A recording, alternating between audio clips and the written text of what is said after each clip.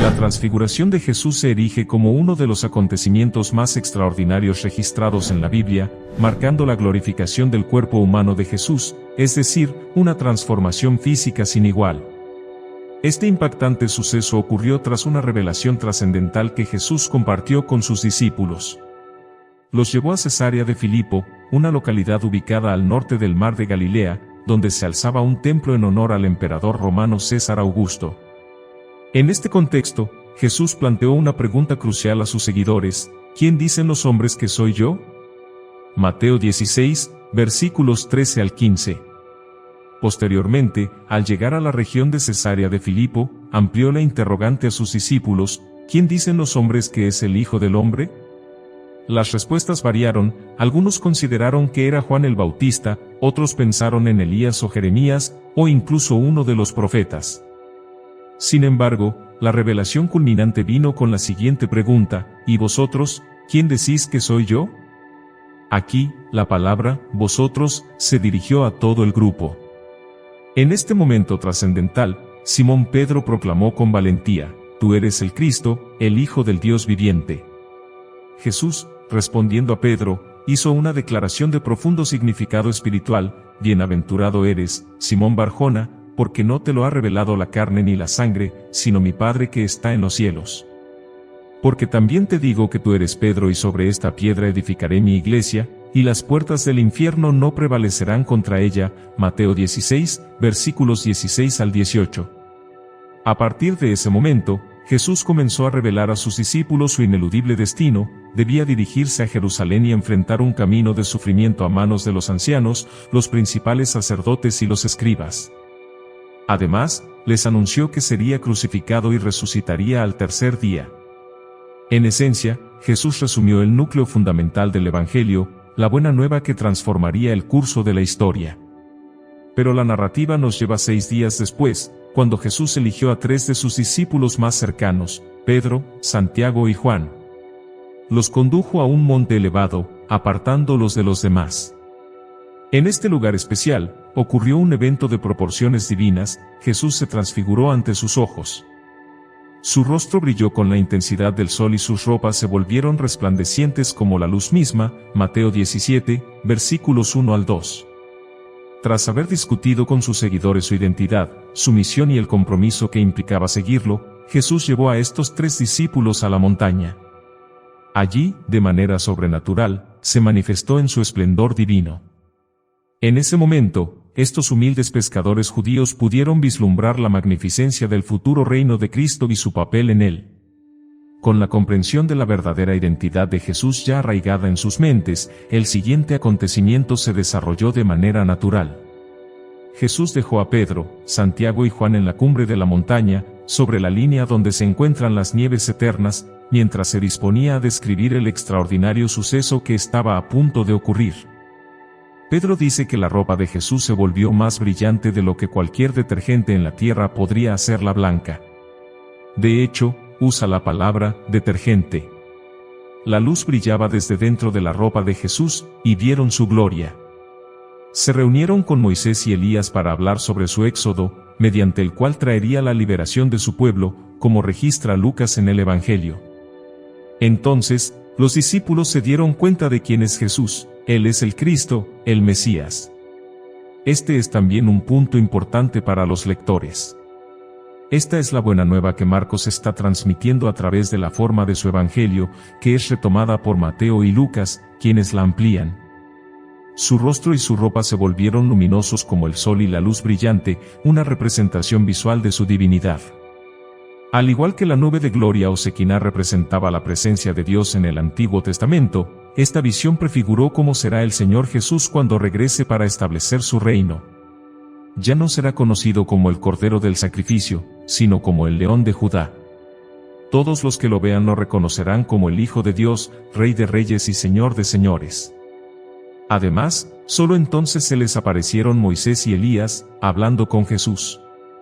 Por si fuera poco, 2 personajes destacados del Antiguo Testamento, esta escena muestra que las personas que murieron, como Moisés, tienen comprensión cognitiva y la capacidad de comunicarse, un símbolo de todos los que componen el reino. Moisés representó la ley, mientras que Elías representó a los profetas. Ambos representaban todo el Antiguo Testamento. Cuando se combinan ellos junto con los discípulos, representan tanto el Antiguo como el Nuevo Testamento, ya que giran en torno a Jesús. Pedro, conocido por su capacidad para expresarse cuando otros titubeaban, exclamó con emoción: «Señor, es maravilloso que estemos aquí». Entonces, propuso erigir 3 refugios, uno para cada uno de ellos, como si quisiera perpetuar ese momento especial. Sin embargo, mientras Pedro aún pronunciaba sus palabras, una nube luminosa se formó alrededor de ellos. Desde esta nube, una voz majestuosa resonó, declarando: «Este es mi amado Hijo, en quien encuentro plena satisfacción. Escuchad su voz». En ese instante, Dios Padre interrumpió a Pedro, confirmando la identidad de su único Hijo, el Rey Supremo, tanto en palabras como en un deslumbrante espectáculo visual. Mateo 17, versículos 4 al 6. ¿Cómo reaccionaron los discípulos ante esta asombrosa revelación? Experimentaron un temor profundo y reverencial, cayendo postrados boca abajo ante la majestuosidad de la presencia divina. Este gesto de humildad y respeto ante el Dios Santo y Todopoderoso del cielo y la tierra demostró la comprensión de la trascendencia del momento. Cuando Jesús, con su toque y palabras de ánimo, los instó a levantarse y a no temer, los 3 discípulos volvieron su mirada hacia su Maestro. ¿Por qué esta atención focalizada en Jesús en medio de la aparición de Moisés y Elías? Jesús no era simplemente uno de los numerosos siervos fieles de Dios, Él era supremo sobre todos ellos. Moisés y Elías, en sus ministerios, apuntaban al papel central de Cristo en el plan divino. La importancia de Jesús como cumplimiento de las Escrituras se refleja en su enseñanza posterior. Comenzando desde Moisés y abarcando a todos los profetas, Jesús les explicó cómo todas las Escrituras apuntaban a su venida y su obra redentora. Sin embargo, Jesús les advirtió que no compartieran esta visión reveladora con nadie hasta que Él resucitara de entre los muertos, ya que si las multitudes la conocieran en ese momento, podrían malinterpretarla y esperar un reinado terrenal inmediato, en lugar de comprender el significado más profundo de su reino. Los discípulos, intrigados por la mención de Elías, plantearon una pregunta sobre la profecía relacionada con la venida de Elías antes del Mesías. Jesús respondió que, ciertamente, Elías vendría primero y restauraría todas las cosas, pero también les reveló que, de hecho, Elías ya había venido en la figura de Juan el Bautista. Aunque los escribas habían esperado la venida literal de Elías, Jesús les hizo entender que Juan el Bautista había cumplido esa función espiritualmente. Así, los discípulos captaron la conexión entre Juan y la profecía de Elías, lo que demostró cómo el plan divino se estaba desplegando a través de la historia, culminando en la venida y la obra de Jesús como el Mesías esperado. Los líderes no reconocieron a Juan el Bautista como el precursor de Elías, lo que llevó a su persecución, similar a lo que más tarde sucedería con Jesús, el Hijo del Hombre. Moisés, una figura prominente en la historia judía, también estuvo presente en la escena. Aunque Moisés era considerado uno de los grandes líderes del Antiguo Testamento, Jesús supera su grandeza en los Evangelios. Moisés, quien una vez fue príncipe egipcio pero huyó después de un incidente fatal, desempeñó un papel crucial en la historia de Israel. Pasó 40 años pastoreando ovejas en el desierto antes de regresar para liderar a los israelitas durante otros 40 años. Su vida estuvo marcada por encuentros divinos, como la notable zarza ardiente, donde Dios lo instruyó a quitarse los zapatos al estar en Tierra Santa y le encomendó la tarea de liberar a los israelitas de Egipto. Sin embargo, Moisés planteó 5 objeciones a esta misión. Primero, se consideró insignificante, luego argumentó que carecía de conocimiento y habilidades para liderar. Su tercera justificación fue su duda sobre su capacidad para persuadir al pueblo. Dios respondió prometiendo que su palabra lo acompañaría y realizaría maravillas a través de él. A pesar de ello, Moisés admitió su dificultad para hablar en público debido a su tartamudeo, lo que llevó a Dios a nombrar a su hermano Aarón como su vocero. Los detalles que rodean la muerte de Moisés siguen siendo un misterio, ya que Dios eligió no revelarlos en la Biblia. En los pasajes que mencionan su fallecimiento y sepultura, la mística en torno a la vida y muerte de este destacado profeta crece. Moisés, a la edad de 120 años, mantuvo su vigor y claridad visual, como se registra en Deuteronomio capítulo 34, versículo 7. A pesar de su avanzada edad, Moisés se encontraba en plenitud cuando llegó el momento de su partida. Su muerte ocurrió en solitario, mientras miraba hacia la tierra prometida desde la cima del monte Níbou, junto al río Jordán.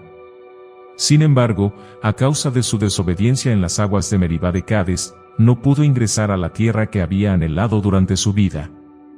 Elías, por otro lado, es una figura destacada en la región de Transjordania, considerado uno de los principales profetas de Israel. Aunque no dejó ningún libro con su nombre, el Libro de Reyes proporciona un extenso relato de su vida y ministerio. El episodio más conocido es su enfrentamiento con los profetas de Baal en el Monte Carmelo, un prominente monte de aproximadamente 19 kilómetros de longitud, que se extiende hacia el norte del territorio israelita. En su cumbre, una gran depresión puede acomodar hasta 30.000 personas. Tras la partida de Elías, Eliseo, un labrador, asumió el cargo de profeta y solicitó una doble porción del espíritu de Elías. Esta frase se deriva de la antigua costumbre de compartir herencia, donde el hijo mayor recibía una porción doble para ayudar en las responsabilidades familiares. En este contexto, Eliseo buscaba convertirse en el heredero y sucesor de Elías, continuando su ministerio. Elías compartió con Eliseo un mensaje crucial sobre su sucesión: si lo veía morir, podría asumir su papel. Elías fue una de las escasas figuras bíblicas que no experimentó la muerte. Enoc, otro ejemplo, fue llevado al cielo por un torbellino. Eliseo fue testigo de la partida de Elías, tomando su túnica caída y dirigiéndose hacia el río Jordán. El ministerio de Elías comenzó de manera impresionante, con Dios dividiendo las aguas del río Jordán para él y prometiéndole su presencia continua. Tanto Elías como Enoc son únicos en la Biblia al haber sido llevados al cielo sin experimentar la muerte física. Elías, uno de los profetas más venerados en la tradición judía, es considerado como alguien que no murió, sino que ascendió al cielo en un carro de fuego.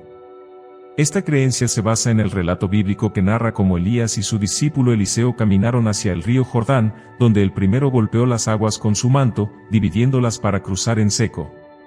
Luego, un carro de fuego descendió del cielo, llevándose a Elías en un torbellino.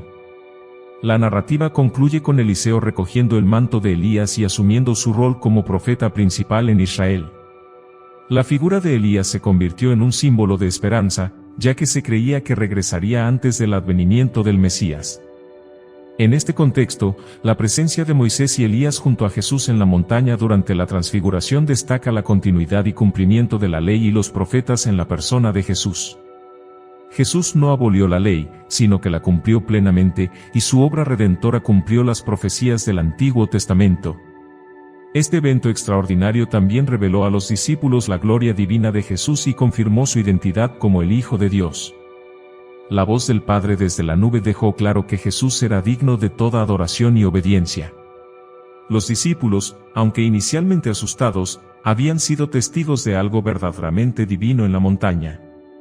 La transfiguración de Jesús no solo fortaleció la fe de los discípulos, sino que también preparó a Jesús y a sus seguidores para los eventos cruciales que se avecinaban, incluyendo su pasión, muerte y resurrección. Este momento de gloria divina les recordó la verdad fundamental de su fe: Jesús era el Mesías, el Hijo de Dios, y su obra tenía un propósito eterno. Con esta convicción arraigada en sus corazones, los discípulos estaban mejor equipados para enfrentar los desafíos que se presentarían en el camino hacia la redención de la humanidad. En un mundo lleno de incertidumbre, la historia de la transfiguración de Jesús nos recuerda la importancia de la fe y la esperanza. Esta narrativa trascendental nos invita a contemplar la magnificencia divina y a buscar una comprensión más profunda de nuestro propósito en la vida. Si esta historia te ha conmovido y te ha inspirado de alguna manera, te animo a que te unas a nuestra comunidad. Suscríbete a nuestro canal para recibir más enseñanzas y reflexiones espirituales que puedan iluminar tu camino. Dale me gusta a este video si has encontrado valor en él, y comparte tus pensamientos en los comentarios. Queremos saber cómo esta historia ha impactado tu vida y qué significado tiene para ti.